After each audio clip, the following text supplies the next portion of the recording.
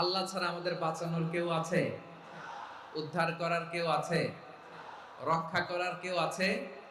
এজন্য বিপদে পড়লে আমরা চাইবো কার কাছে? আমাদের যাই দরকার হোক আমরা ফরিয়াদ করব কার কাছে?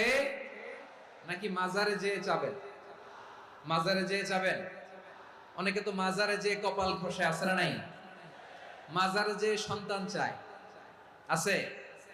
এই এলাকায় না, এই এলাকার লোকদের আকীদা খালেস আমি জানি। মাজারে যেয়ে কপাল ঘষে আর সন্তান চায়। আচ্ছা, মাজারে গেলে সন্তান পাওয়া যায়? আচ্ছা, মাজারে না গেলে যদি বাচ্চা না হতো, গরু ছাগলের যে বাচ্চা হয় ওরা কোন মাজারে মানত করে বলেন?